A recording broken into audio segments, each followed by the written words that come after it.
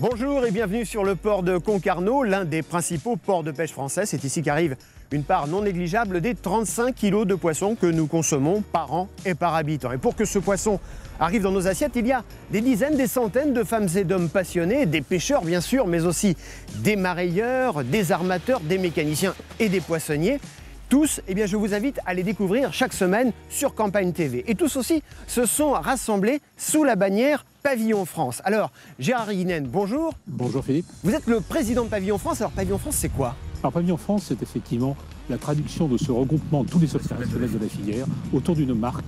Et c'est aussi le fait de pouvoir permettre au consommateur de savoir ce qu'il achète, un produit pêché par la pêche française. Alors, justement, pour les consommateurs, ça apporte quoi, ce logo Pavillon France? Ça va leur apporter effectivement la certitude que ce poisson a été pêché par ces pêcheurs français, débarqué sur des ports français, et donc une véritable traçabilité du produit, une qualité surveillée, contrôlée par des organismes de contrôle, et donc effectivement le service du consommateur qui pourra enfin choisir son produit dans la tradition du Made in France et de cette démarche de qualité. Au-delà de l'aspect économique, des relations avec le consommateur, c'est aussi une formidable aventure humaine, Pavillon France. C'est là-dessus que je crois qu'il faut mettre l'accent, car effectivement c'est la seule expérience probablement en France aujourd'hui, peut-être dans le monde, dans laquelle tous les opérateurs se sont mis au service de leur filière. C'est-à-dire qu'aujourd'hui ça nous permet d'associer aussi bien le pêcheur qui est sur le bateau que le poissonnier qui veut vendre le poisson dans une démarche afin d'améliorer la qualité.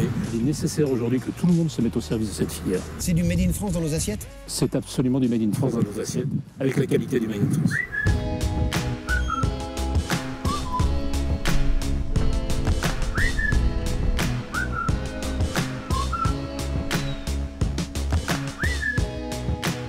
Alors je disais tout à l'heure, des femmes et des hommes passionnés. Nous allons justement rencontrer un de ces passionnés. Il a été pêcheur. Aujourd'hui, il préside la coopération maritime. Philippe Mirabet, bonjour. Bonjour. Alors, dites-moi, Pavillon France, est-ce que c'est pas destiné aussi à redonner de la fierté aux pêcheurs et à les faire sortir de l'anonymat? Bien sûr, ils le méritent. C'est un métier passionnant, un métier un peu dur par moments. C'est surtout un métier noble.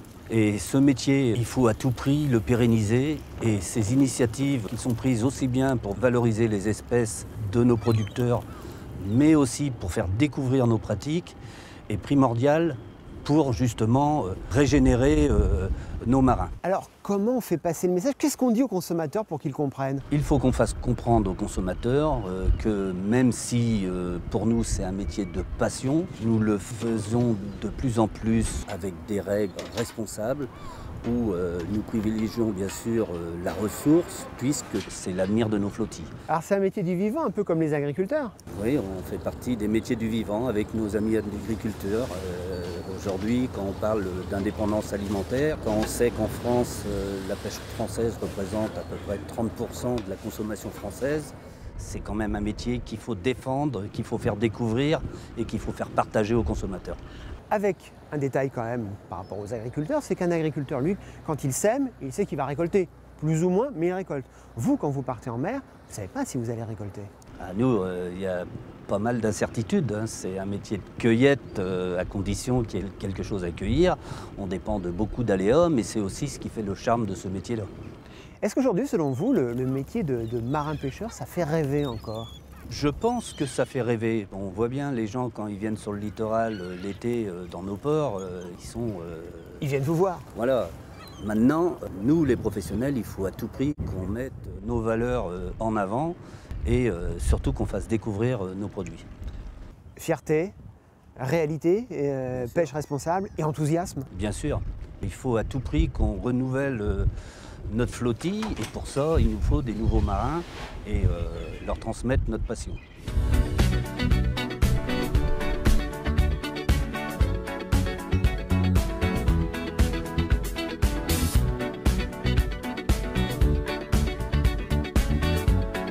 Ce que nous allons vous présenter chaque semaine, ce sont les métiers de la mer, petits ou grands. Et parmi tous ces métiers, il y a celui d'armateur. Hervé Jantet, bonjour. Bonjour. Alors vous êtes armateur, c'est quoi un armateur? Alors armateur, on dit aussi pour les sociétés des sociétés d'armement. Alors c'est un vieux terme. Vous ne vendez pas de canon? Non, alors. Mais à l'époque, je pense qu'il y avait une notion guerrière dans cette notion, puisque c'était la mise en commun de moyens pour une expédition de pêche, mais les mers n'étaient pas aussi tranquilles qu'elles ne sont actuellement. Donc je vous rassure, l'armement, c'est juste la mise en œuvre de moyens pour aller pêcher du poisson. Il n'y a plus d'armes. Alors ces moyens, parlez-nous-en, il y a combien de bateaux dans votre armement? Alors 10 bateaux avec des productions qui sont des productions de proximité ou un peu plus lointaines qui nous amènent vers le West Irlande, le Sud Irlande ou le Nord Irlande. Alors ces bateaux, ils partent pendant plusieurs jours ou ils partent simplement pendant une journée ou une nuit? Alors ça dépend le type de bateau. Nous avons des bateaux qui sortent essentiellement la nuit, quelques heures pour capturer des espèces que nous appelons pélagiques, telles que la sardine, l'anchois ou le maquereau. Et les autres bateaux qui sont des chalutiers vont sortir entre 3 et 10 jours. Ça va les amener soit au plus proche le Sud-Irlande ou au plus loin le Nord-Irlande. Alors ce qui est important, c'est qu'ici dans les ports, on ne parle pas de gros et de petits. C'est un équilibre entre les gros bateaux et les petits bateaux. Oui, parce qu'un port est fait de tout. Et je crois que le port ressemble étrangement au marché du poisson. C'est-à-dire que quand vous regardez l'étal d'un poissonnier, il n'y a pas que du poisson hauturier, il y a aussi du poisson qui fait appel à une pêche beaucoup plus côtière. Et selon les goûts, selon les saisons, soit on se fait un gros plaisir en pêchant des poissons d'exception qui sont des productions très très locales ou des poissons beaucoup plus communs et là qui font la satisfaction du consommateur. Alors on le sait, les consommateurs ne connaissent pas bien les métiers de la mer. Qu'est-ce qu'on peut dire sur ces bateaux? Qu'aujourd'hui ce sont des Formule 1, des concentrés de technologie qui permettent une pêche plus responsable? Oui, quand on regarde un bateau, en fin de compte, ça fait appel à beaucoup de métiers. On a le métier de la construction navale, mais on a aussi l'électronique. C'est très moderne. Il y a des radars, il y a des ordinateurs. Alors peut-être pas des Formule 1, mais effectivement des concentrés de technologie.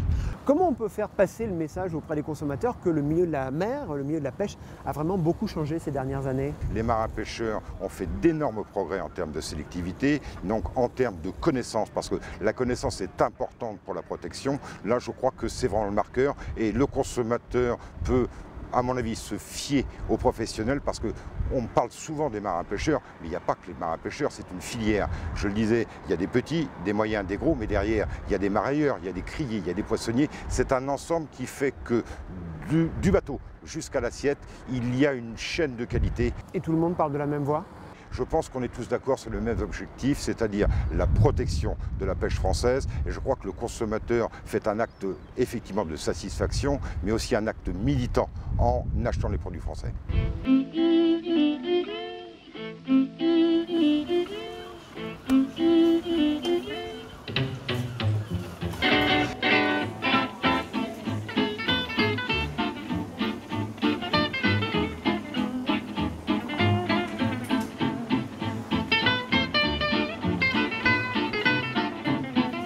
Alors après le port de Concarneau, nous sommes maintenant sous les halles de Concarneau.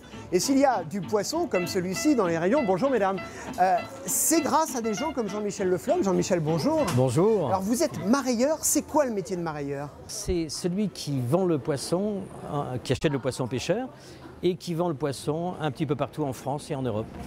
C'est-à-dire que c'est le maillon de la filière qui s'occupe de la commercialisation.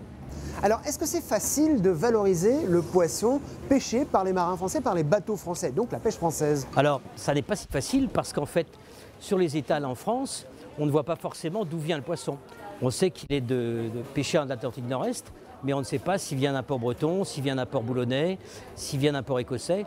Alors, comment vous vous y prenez pour valoriser le produit des pêcheurs français?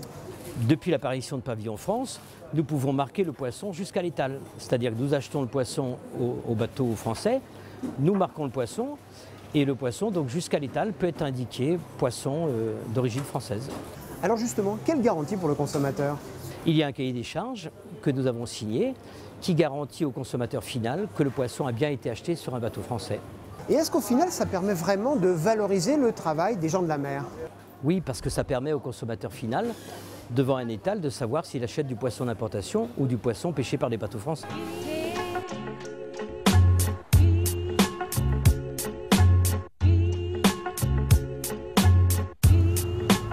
Et pour nombre d'entre nous, le premier contact avec le poisson, c'est souvent le rayon de la grande surface. Des grandes surfaces qui sont impliquées dans la démarche Pavillon France. C'est le cas par exemple de Jean-Michel Bordet. Il a longtemps dirigé ici, à Concarneau, un hypermarché. Et il croit depuis le début à la démarche Pavillon France. Alors, la grande distribution accompagne la démarche Pavillon de France, d'une part en étant un support de communication important dans ses rayons, dans ce qu'on appelle la publicité sur lieu de vente, et puis aussi, et surtout, elle l'accompagne financièrement de manière extrêmement importante, puisqu'il y a une cotisation qui est payée par la distribution sur le chiffre d'affaires poisson. Cet argent est utilisé pour essayer d'une part de diminuer les coûts de fonctionnement des bateaux, pour essayer d'améliorer leur rentabilité, mais aussi pour faire des études concernant l'environnement. C'est important pour nous d'aider le monde de la pêche. D'abord parce que moi j'habite Concarneau par exemple, eh bien les pêcheurs c'est mes voisins, c'est mes amis, et puis je suis attaché au fait qu'ils vivent bien de leur métier. Et donc cette action a pour objectif aussi de les aider à mieux vivre de leur métier. Ils font un métier extrêmement dangereux, difficile, dur. Moi qui suis un plaisancier, je me rends compte des difficultés qu'ils peuvent avoir en faisant leur métier. Donc valoriser leur savoir-faire, dire que ce qu'ils font, c'est vraiment quelque chose de formidable, c'est une manière pour nous de les aider. Alors la création de Pavillon France, c'est quelque chose qui plaît aux consommateurs. Le consommateur est demandeur de marque, parce que ça le rassure. Et puis, j'allais dire que c'est plus efficace pour le consommateur qu'un label, parce qu'il sent qu'il y a quelqu'un derrière. Alors que Monsieur Label, qui sait? Voilà. Alors, on peut appeler ça un engagement citoyen, c'est vrai. Mais je veux dire qu'un distributeur, il ne voit pas que son intérêt économique immédiat. Il a aussi des valeurs, un patriotisme évident.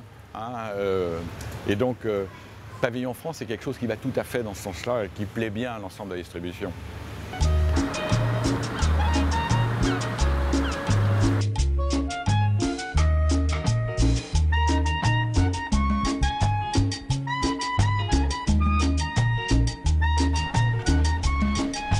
Donc vous l'avez compris, chaque semaine sur Campagne TV, vous avez désormais rendez-vous avec la mer et avec ceux qui y travaillent. Je vous promets des embruns, de la passion, du goût. Il ne vous reste plus qu'à embarquer avec nous.